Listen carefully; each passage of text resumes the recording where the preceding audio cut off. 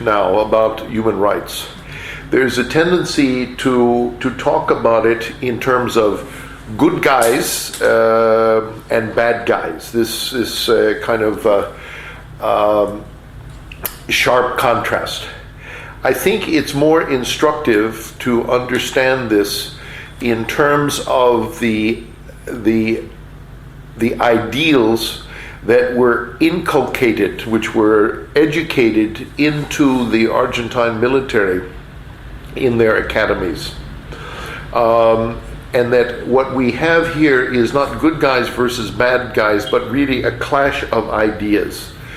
And my job as a diplomat in my training is to be, on behalf of my government, not a judge, but to try to understand and present both sides so there can be understanding. I am not, as a diplomat, we are not generally in policy-making positions, but are reporters, sophisticated reporters presenting the side. So I'll present my view. In the military academies, the Argentine officer corps, their leaders, were told that their job as military officers was not just to defend the nation, but it was also a broader job. It was to defend Western civilization. And this was drummed into them that they had a moral responsibility as officers in order to defend Western civilization against the threat of godless communism. Okay, the lady is coming. So, ready? Yeah. So this idea was drummed into the heads of the cadets. And they thought that they were, when they had the disorder in the last part of Isabelita's regime, my understanding is that they began to think very thoroughly and very carefully about how to fight and defeat the subversion that was in their country, which was in effect a leading edge of communist world conspiracy against Christian Western democracy, capitalism, not democracy here, but democracy, those values. And so they saw the world in terms of a clash. My understanding was that they made a very careful inventory of the possible doctrines which they could apply. And the doctrine that they chose was really based on two examples. One example was the Chilean experience, and the other was the French experience. Let's stop now just for 2 minutes. Okay.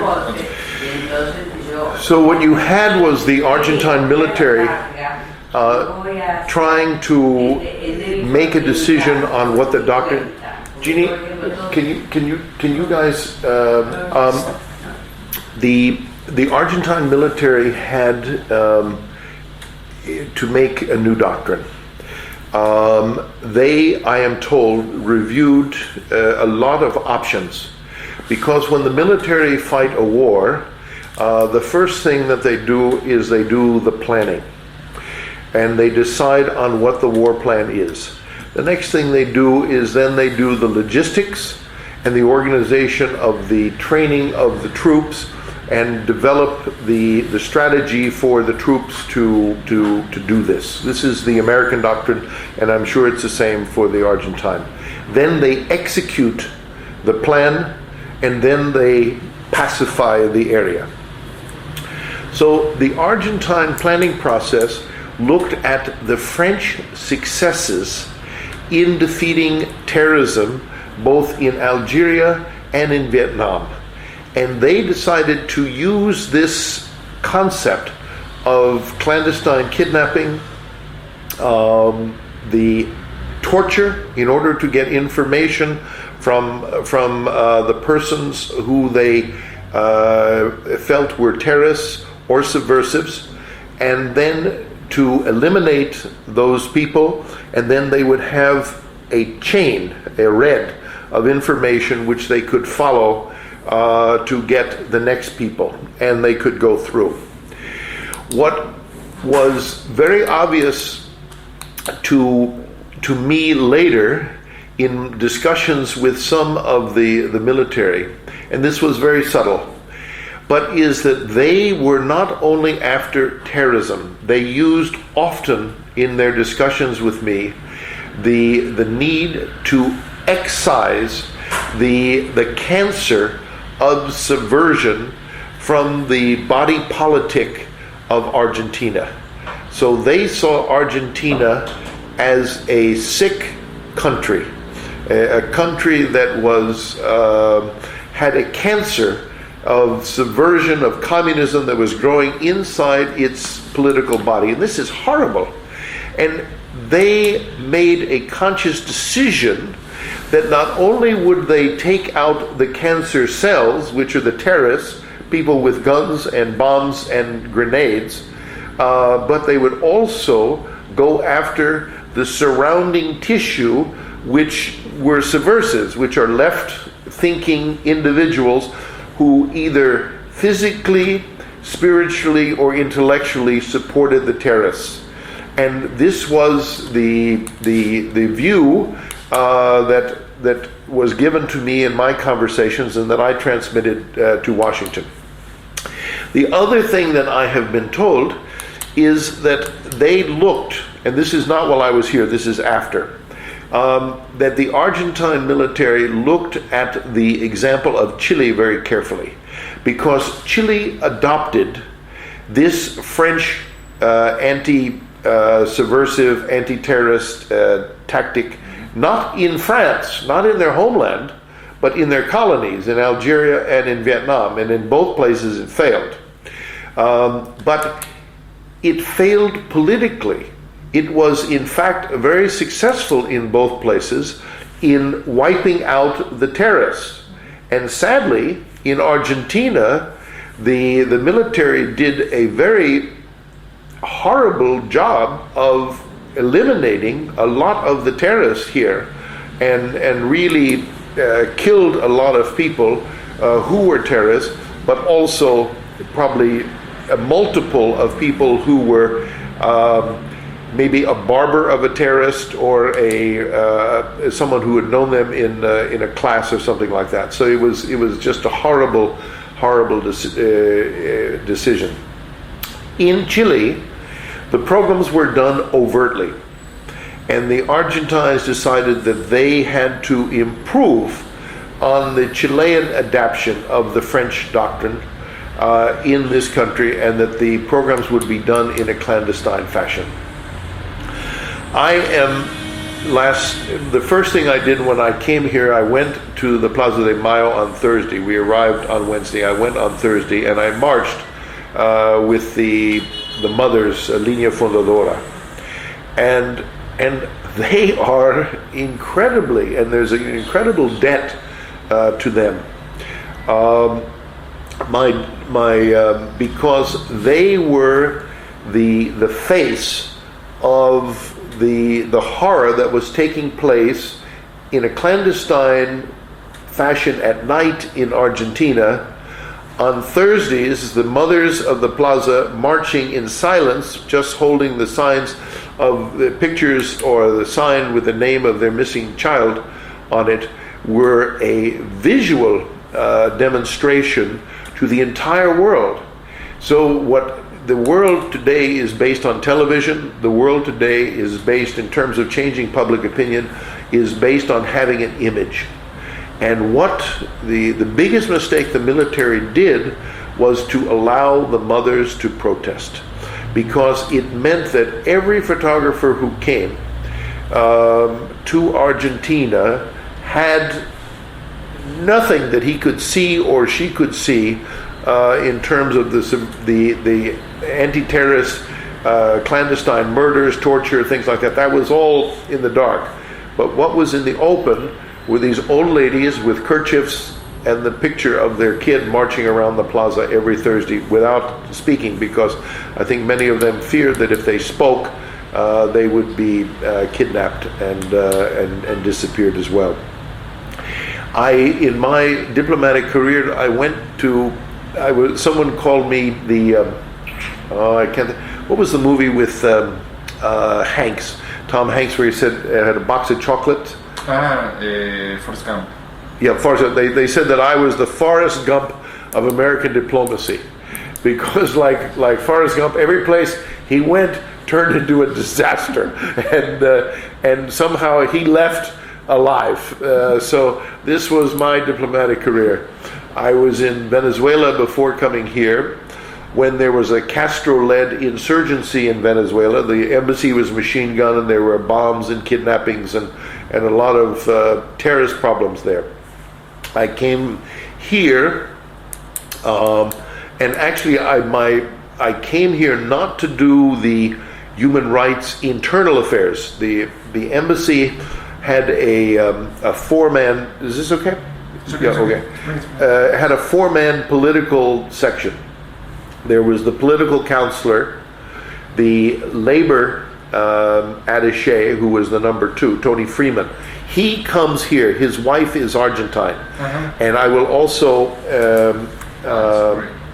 have him sit with you, because he was very close, because he had worked here as a young diplomat, met his wife here, then he came back again to serve as a labor attaché, and a lot of the victims of the human rights abuses were in fact people from the union, so he was very knowledgeable. Then there was Yvonne Thayer and myself. Originally my job was this more senior job, which was to deal with exterior diplomatic issues, such as the Malvinas, Beagle Islands, nuclear issues were a very major concern, maybe the major concern between the United States and Argentina before the human rights issues, because at that time there was a race between Brazil and Argentina to develop nuclear energy, and we feared that both countries were very interested in developing nuclear weapons in order to, in a rivalry. This was negotiated, but it was a major objective of U.S. diplomacy, and I was the person responsible for that issue in the embassy. And Yvonne Thayer was responsible for internal affairs, which would have included the politics, local politics, and human rights. She became very emotional and was upset in terms, and didn't know how to deal with how do you report on something that's clandestine? It's not in the newspapers, it's very difficult. So they came to me and they said, Tex, would you take on this job of the human rights reporting and internal affairs? And also, I had another job, which was to be the embassy's link to the Navy, because we had some diplomatic business with the Navy. For example, if we wanted to launch an initiative in terms of freedom of passage through the Java Ocean in Indonesia, we would come to there would be a diplomatic note, would come to my desk, I would take it to the Navy and see Fracassi or somebody there and give them the note and discuss them why the United States believed that the freedom of passage was important and we should reject the Indonesians' claim that this was an internal ocean. Those were the kinds of issues that we dealt with diplomatically with the Navy. Okay. But going back to the doctrines, the Yes. doctrine about the repression. It seems that there's a clash between the development of a war doctrine here and the trends in the United States after Vietnam. Yeah, I'm sorry, Yes. I'm jumping around a lot. You can explain it because it seems that maybe this clash is not clear for the Argentine militaries, or they didn't understand the problem, Yeah. or they don't pay attention. They think that it's only a public joke to talk about human rights. Yeah.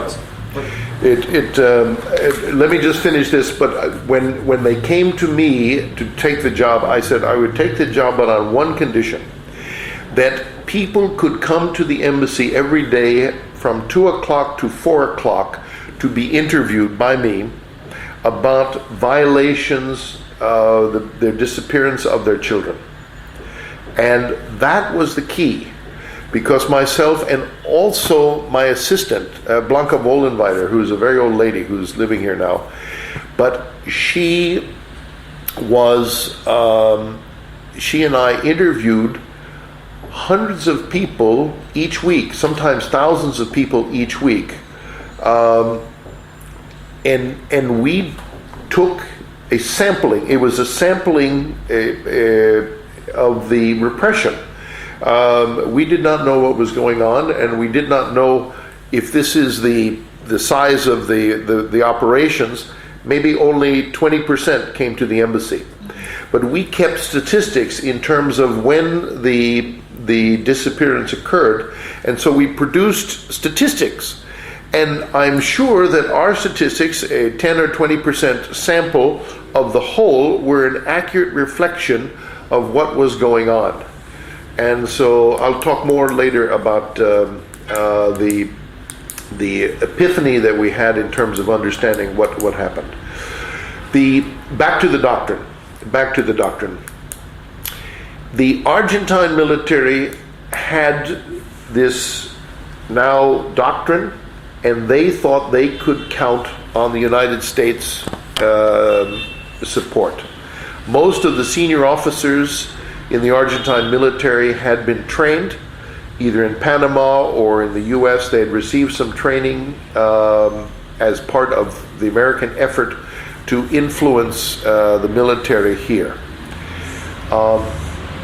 One of the keys and one of the major reasons for the internal fights inside the United States was that the traditional Latin American diplomacy was based on the idea of there were only two stable institutions in Latin America. One was the Catholic Church, very hard to influence.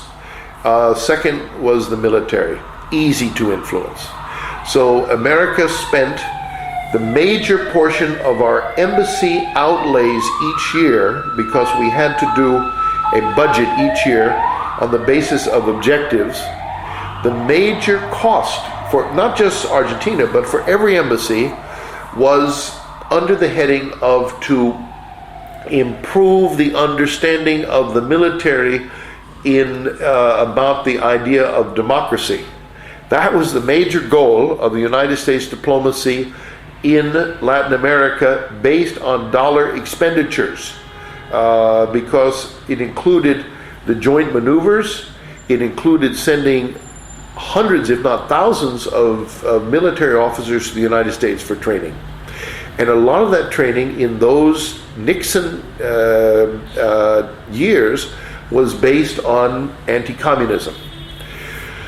So we then had in the United States a big sea change politically. Several things happened. First, Vietnam fell.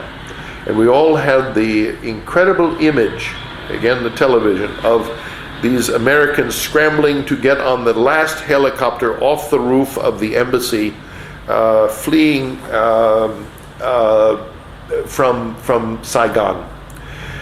And we realized then that the United States' reliance on a doctrine of anti-communism in supporting thugs was a short-term and probably unsuccessful strategy for our diplomacy around the world.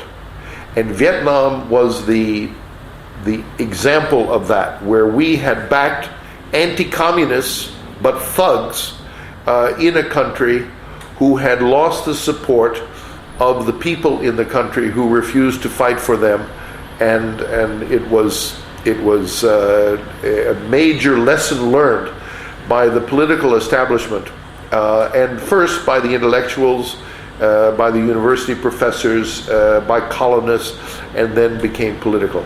The second thing that happened that was very important was Watergate. We had the President of the United States shown to have been involved in a cover-up for an attempt to steal the secrets of the other political party. And his threatened impeachment and his resignation and then pardoned meant that the next Congress that came in, which was, I'm terrible with dates, but it would have been 76 election and come into office on 77. So you had a Congress that was called the Congress of the Watergate Babies. Similar to the change that we had recently in the United States. You had a major shift in the Congress from Republicans to Democrats. And the Democrats pushed ahead a lot of human rights issues, and a lot of the ideas that they had in terms of American foreign policy did not come from Jimmy Carter, but really originated in the Congress and were adapted by him in policies.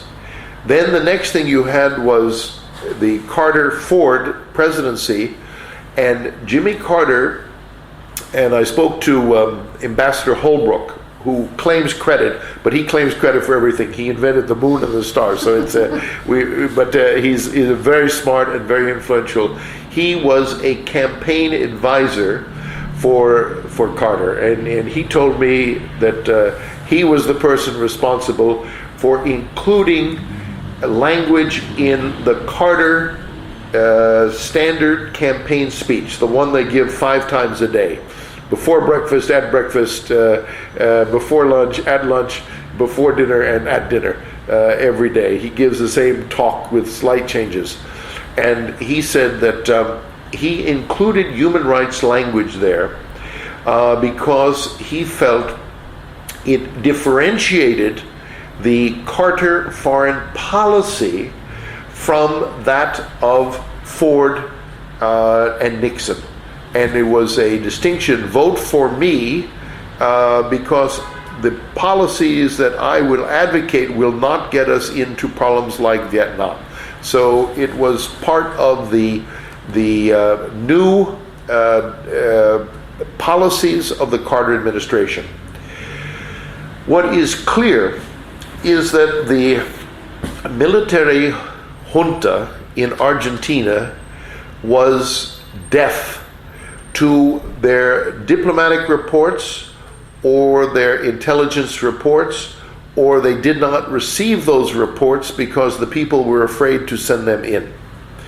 And this is not only the case in terms of a misunderstanding of the policies that were taking, the change in policies that were taking place in the United States, but also over the Malvinas. I can talk a little about the Malvinas because I've just been thinking about that. I visited the Malvinas a week ago.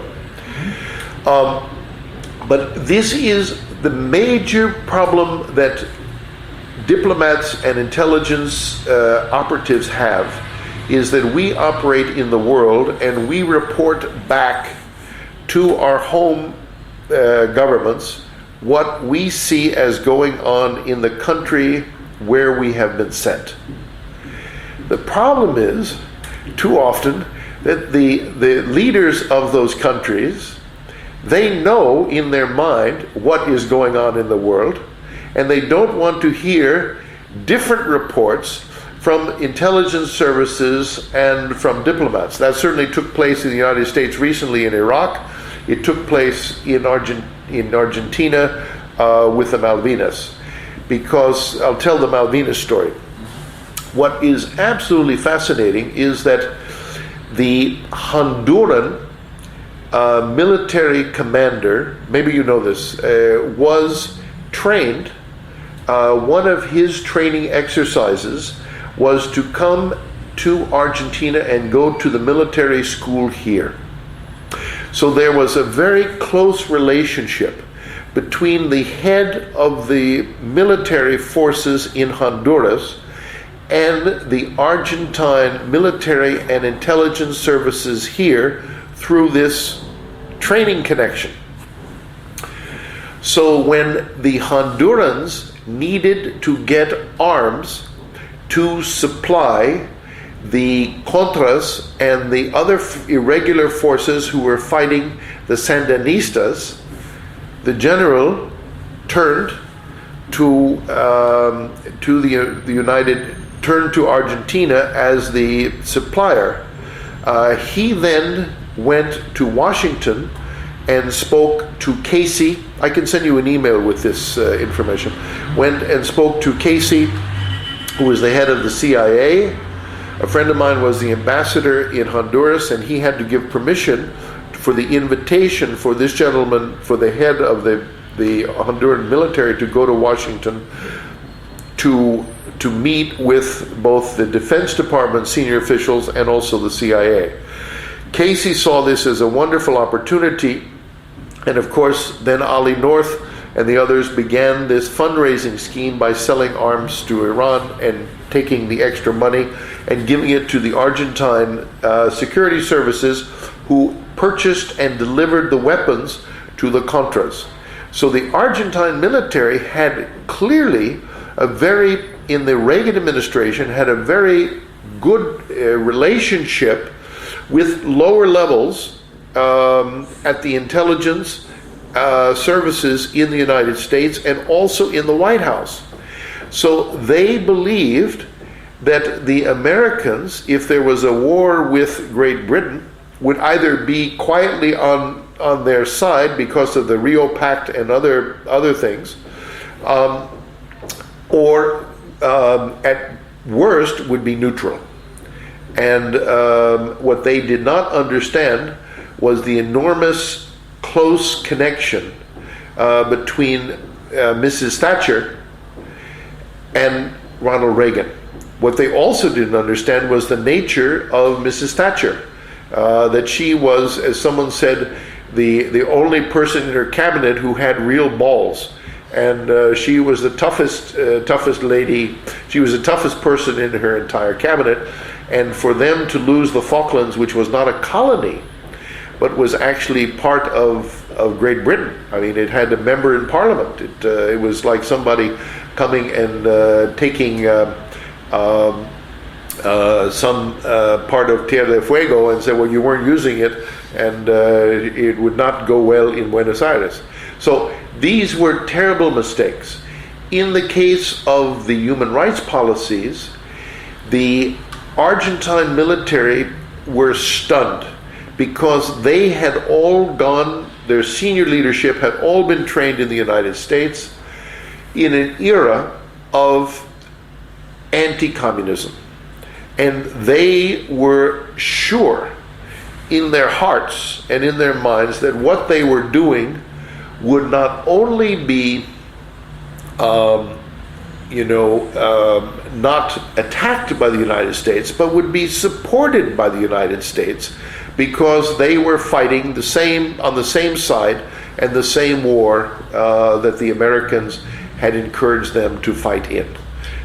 The difficulties that Argentine militaries had to understand these changes in the United States had any relation with the ambiguities inside the embassy and the Department of State about this policy? What is interesting is that the fight within the United States government did not begin and I don't think I discussed this at all in the other tape, did not begin in the Carter administration with the change of policy in the Carter administration. But it began in the Ford administration.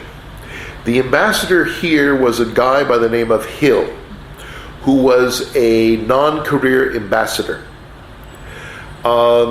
He was appalled by the reports that he had received regarding the clandestine disappearance and murder of Argentine civilians, because the Carter did not come into the presidency until January, the end of January in '77.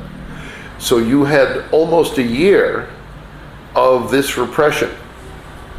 So you have an enormous battle, which has been well documented by Carlos Osorio through release of documentation between Hill and the Argentine military here, and a fight between Kissinger and Kirkpatrick and Hill over how to deal with the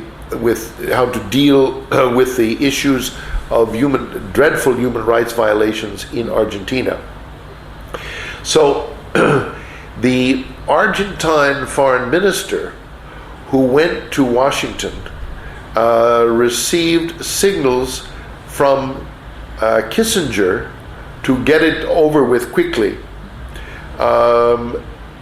And Hill was absolutely furious. So you had this policy split inside the American government, predating the change administrations of the Carter administration. An interesting guy for you to talk to is Max Chaplin. Mm-hmm. If Hernan can go and see him in California. Yes, I phoned him. You did, okay. But I couldn't, how would say, I wasn't be able to obtain any answer from him.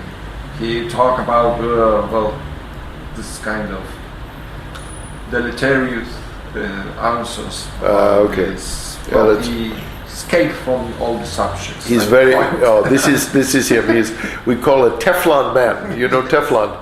Nothing sticks to it. No, nothing. So it's great. No, I have lots of corners on me, so everything sticks. It's great. But I want to ask you also something about Chaplin and his view about the quarrels inside the junta. But before that, what happened was that Chaplin was in a way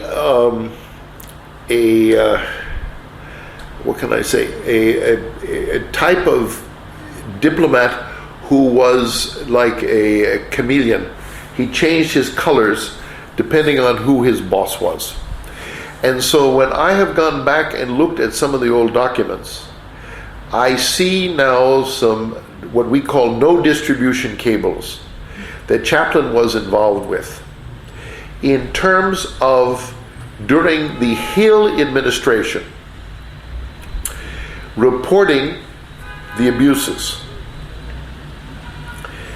But then when the Latin American Bureau, called ARA, American Republics Area Bureau, policy changed during the Carter administration to fight the Carter human rights policy, as they saw it as being a policy in error, because it was a policy that was going to separate, the human rights Carter policy was going to separate the United States from its best friends throughout Latin America, not just Argentina, but from Mexico all the way to the Antarctic. It was a disastrous policy from their perspective, because they had spent years and hundreds of millions of dollars developing these wonderful relations with the Argentine,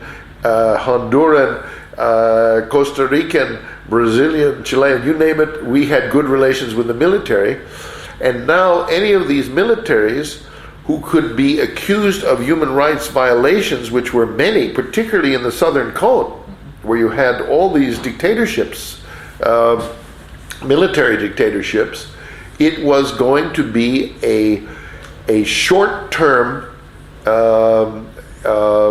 initiative they saw was something that would last for 4 years of the Carter administration, and at the end of that time, they, as the professionals, the people who would be in charge of the relationship with Latin America for 20 years of their careers, they would be left with a disaster. They would be left with a disaster.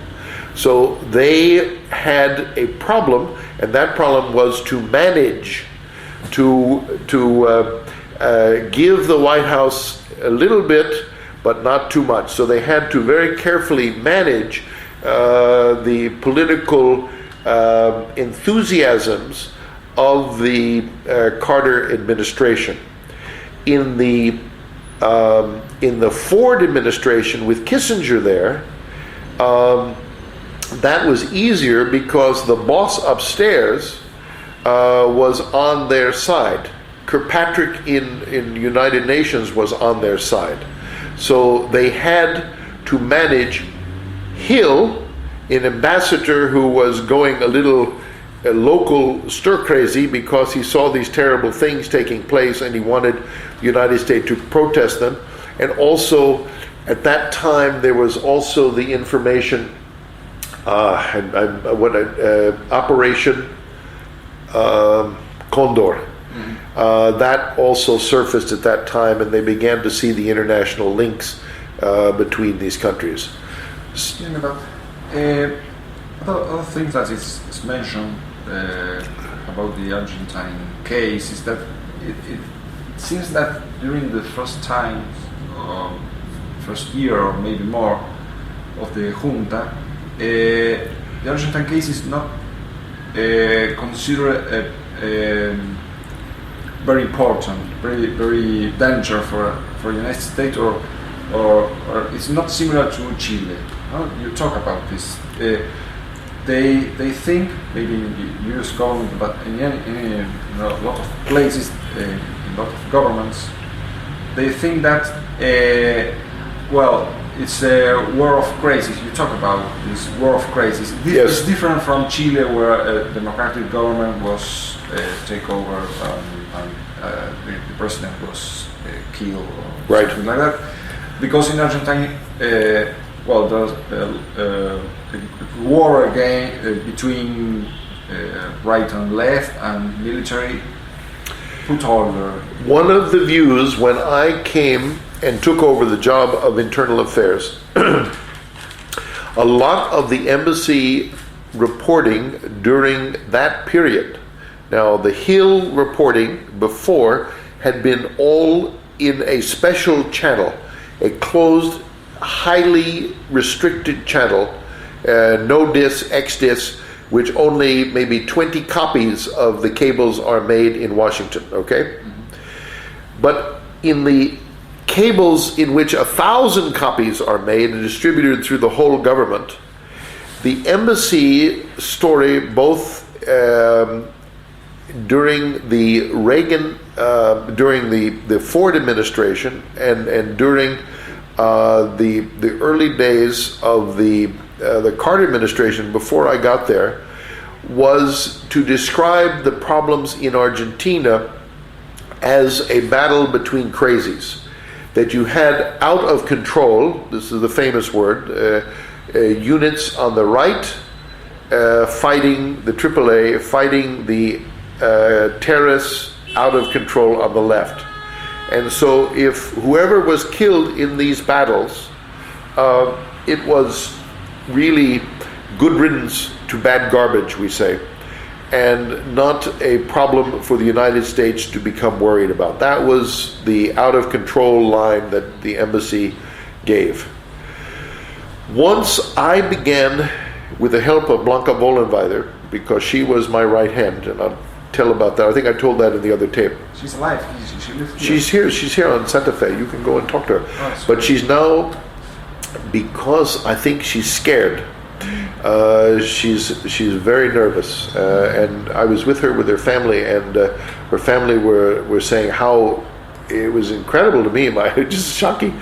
But her family was saying that this was necessary, that these were bad people, and if they put them in the court would not give them a fair trial, and they would be free to go and kill more people. And this is the environment, this is the German-Argentine environment that she lives in, so I don't know.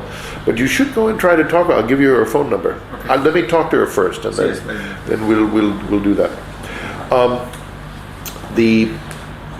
So the embassy, what the story, and I think I may have told this to Hernan, that really struck us was we had information that came from a Christian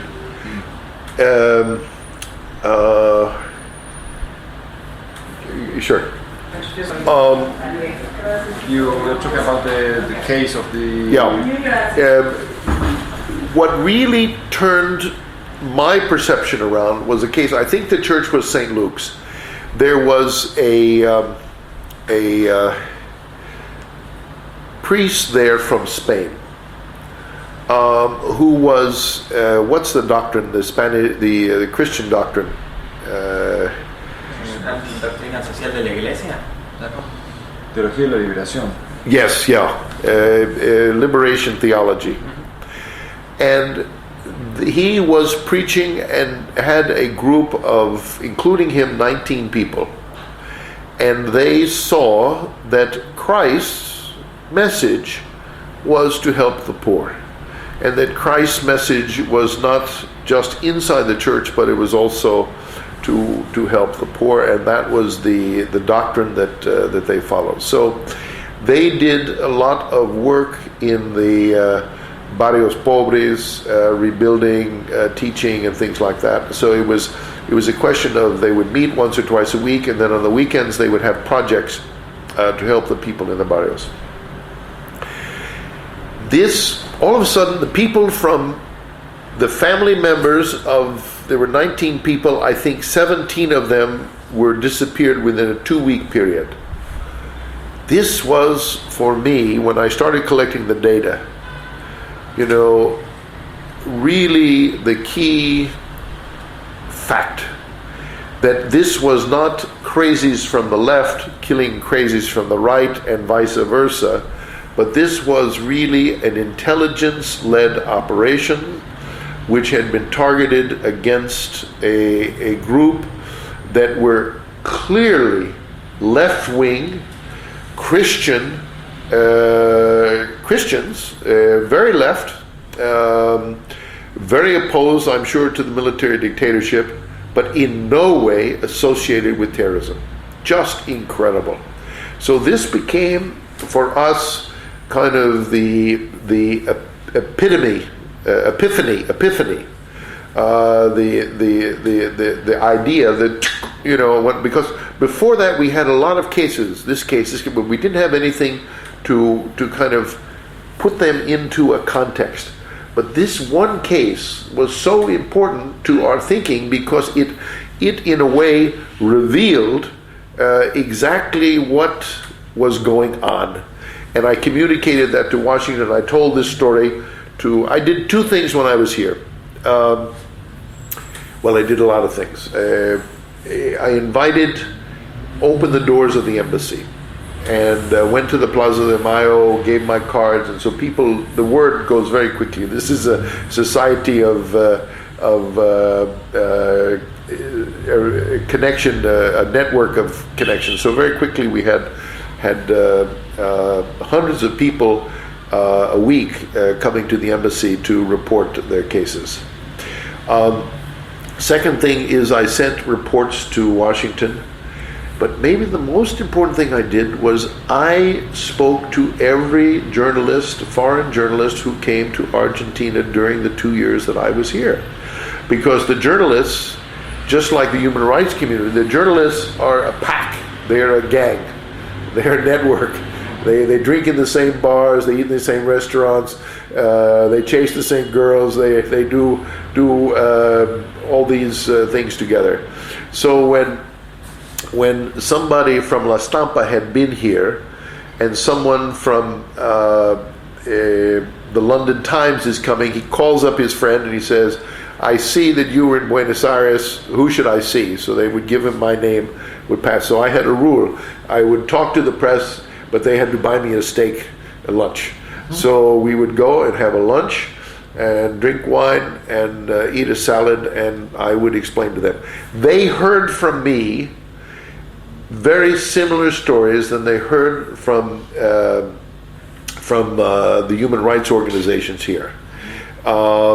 The Liga, which was communist penetrated, and Mignoni's Westerkamp group, I'm thinking cells, but the Asamblea Permanente,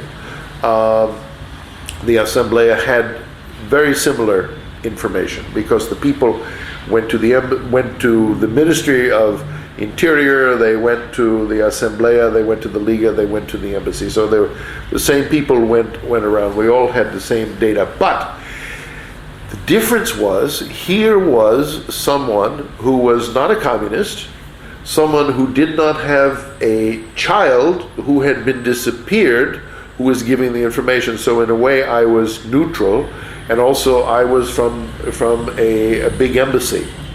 And also I had a lot of numbers. I gave out a lot of numbers and graphs, so they could see the pattern of the disappearance from the sampling that I took in the embassy interviews.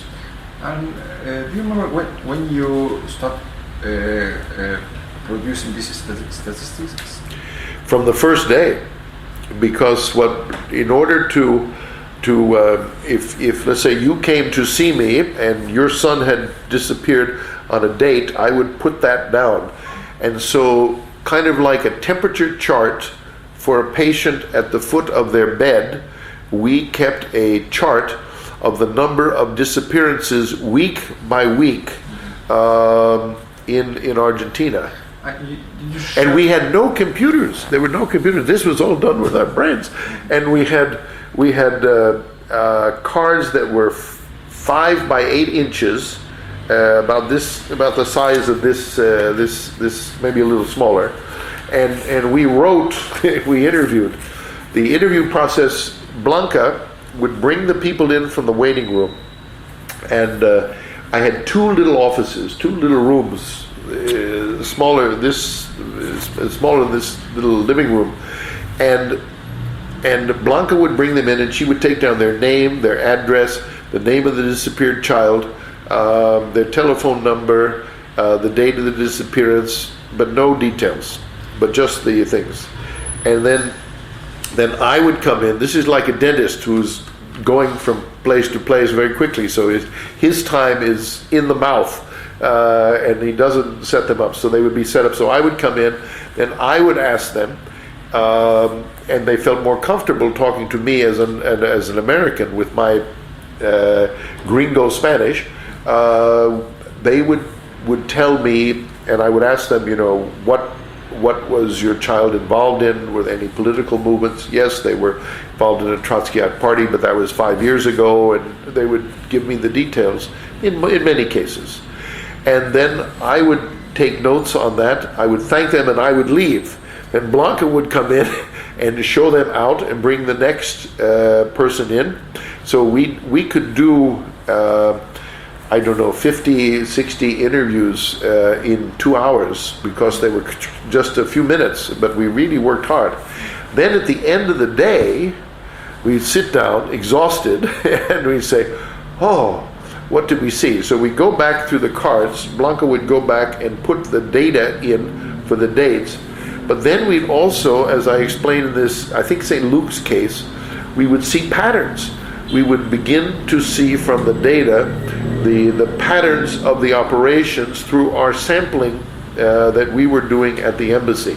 So it gave us a picture, I don't know an accurate picture, but sampling, I'm impressed now with the small number of, if you have accurate representatives, and we had, I'm sure, spies sent to us by the Navy, by the Air Force, by the military, by all the intelligence agencies, sent people into the embassy to find out what was going on, and they all had reports. Somebody came in and gave us a false report, so I'm sure, or maybe a true report of someone, but they were not the relative of this. And did you share this information with the intelligence attaches of the embassy? Yes, it was, all the information was, because I reported the information to Washington. This now begins the fight, okay?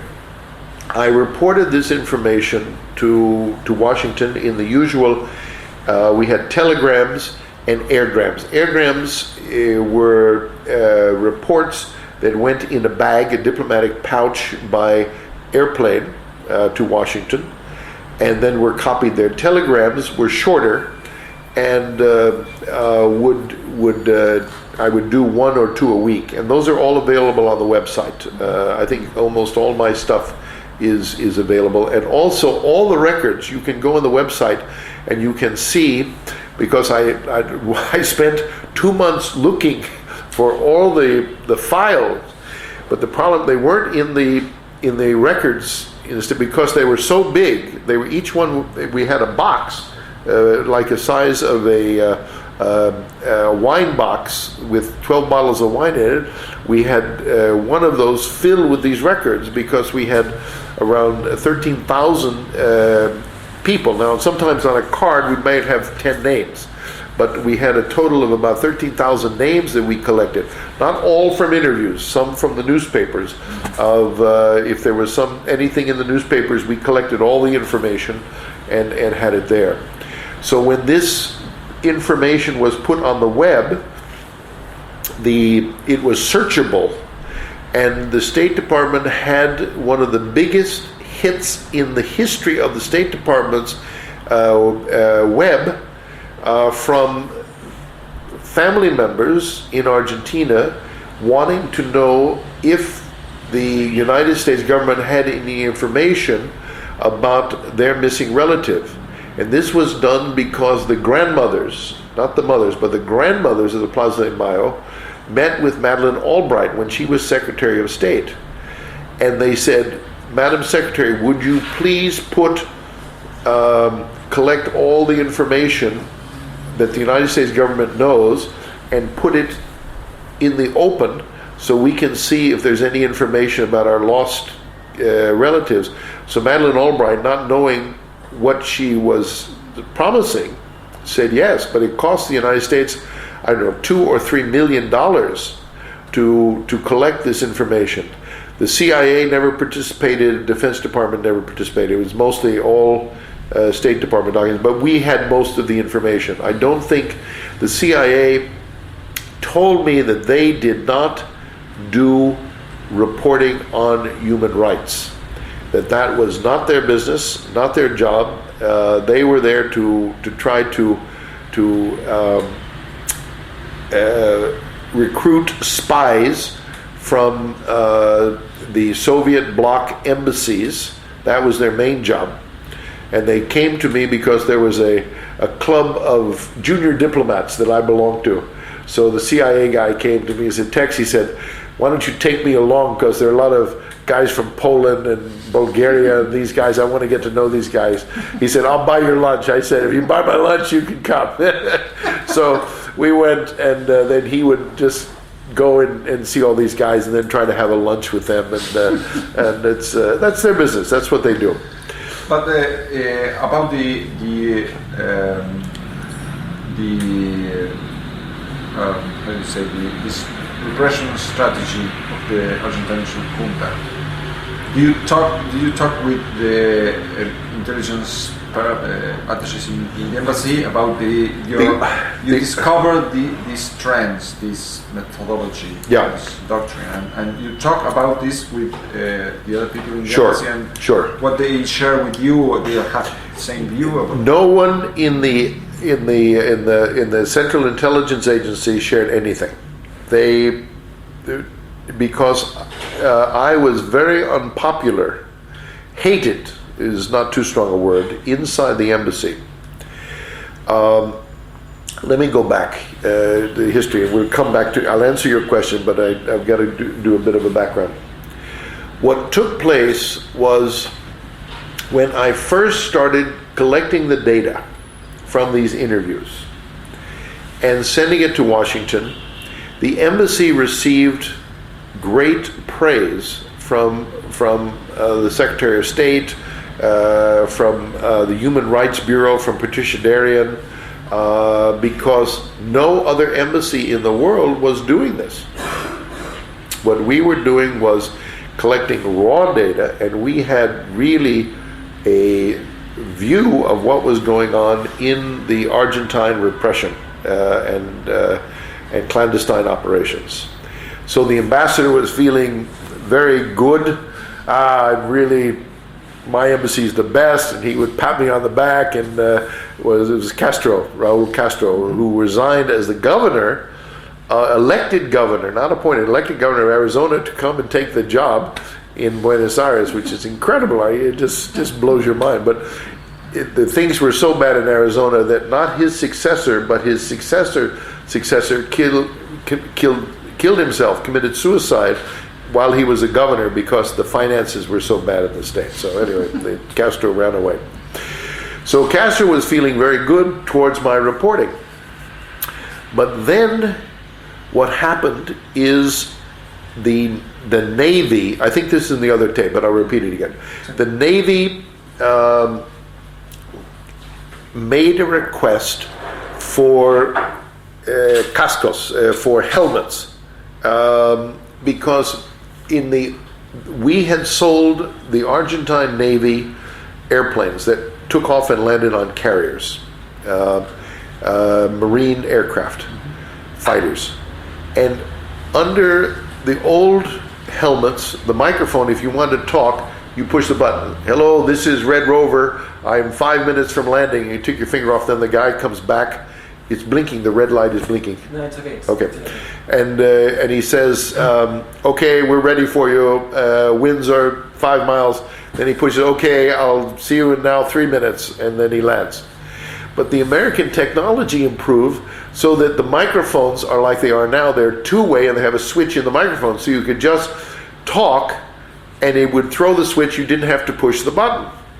Well, of course, the Argentine pilots don't like to push the button all the time. They wanted these helmets. So they gave a request to buy, I don't know, a number of these helmets for their pilots and spares. And the ambassador approved that, said, yes, we should approve this because it will help me build a good relationship with Macera and with the Navy, and with this good relationship, I can talk to them about human rights abuses and things like that. But because of my reporting in Washington, the Human Rights Bureau, the Latin American Bureau said, yes, do what the ambassador says, but the Human Rights Bureau in Washington said, no, the Navy is killing people, we can't sell them anything, much less helmets for their pilots, so say no. And then the number 2 person in the State Department, I'm drawing a blank on his name, it's incredible. Warren Christopher. We had the Christopher Committee where he was a lawyer, and so he set up a committee that was like a court, and he was the judge. The Human Rights Bureau was on one side, and the Economic Bureau, whoever made the arguments against. The Latin American Bureau and the Political Military Bureau was on the other side. They made the arguments. So he felt very comfortable that he was in a process, a procedure in which he would make the decisions, and he would hear both sides. So for a decision maker in the government, that's what you want, because it's very difficult in the American government to get true options from generally one option is to attack, the other is to surrender, and then the middle one is what the bureaucrats want you to do.